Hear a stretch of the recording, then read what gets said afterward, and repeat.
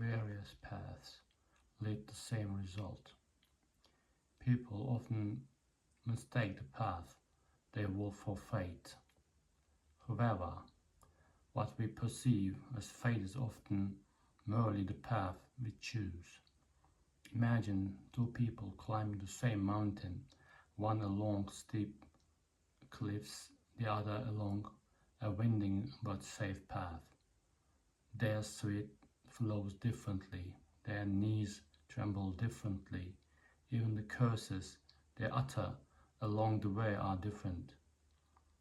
But the view they see when they reach the summit is the same. Life is exactly like that.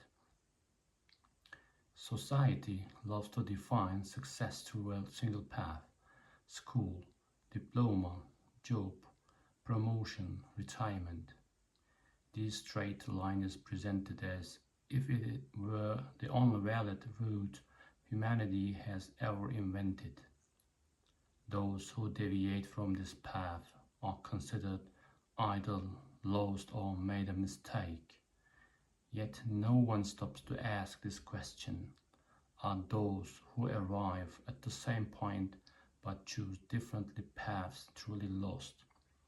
Or have they simply used a different map? Consider a painter. They didn't go to an academy. They don't know the rules by heart. Sometimes their brush overflows. Sometimes their colors aren't as they should be. But everyone who stands in front of the canvas feels something in the painting. On the other hand, there is a painter who has trained for years with flawless perspective. He also creates the same feeling but speaks a different language. The result is the same. People stop, look, and are affected. The path is different. The destination is the same.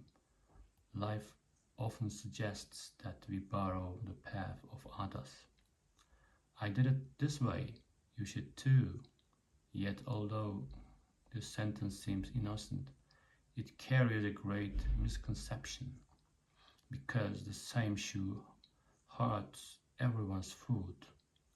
A path that one person runs through might be a minefield for another. Therefore, sanctifying someone else's route is nothing more than denying our own path.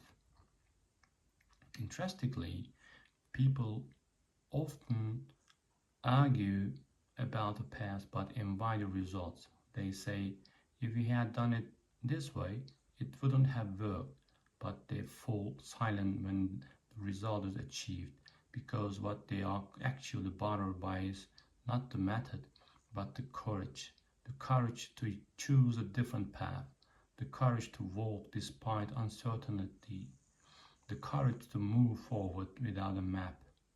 The only condition for reaching the same result is not taking the same steps. Sometimes it's necessary to turn back.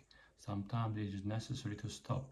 Sometimes while everyone else is running, you just have to step aside and wait. Society mistakes the pauses for laziness, yet some people move forward by stopping. They gather strength in silence and find direction in solitude. From the outside, they may seem to be making no progress, but within them there is great movement. Failure is also a misunderstood part of this story. Some paths to the same goal are full of setbacks. People fall, get up, fall again. Those observing from the outside say, this path is wrong, but perhaps that path is meant to teach a person to fall, because to be able to stand upright at the destination, one must first learn to stand firmly on the ground. We must accept this. Life is not a mathematical problem. There is no single right answer, no single solution. There are thousands of equations that produce the same result. Some are short, some are long, some hurt, some tire. But each is unique to its owner. Perhaps the real issue is not which path we take, but what the path teaches us. If, of two people who arrive at the same result, one is wise and the other is still lost, the difference lies in how they walk the path, because the path is only a means. It is the experiences along the journey that transform a person. Ultimately, when we reach the summit, no one asks us, which path did you take? The only question is, what did you learn to get here? That's why the same result is reached through various paths, but everyone brings with them a completely different story.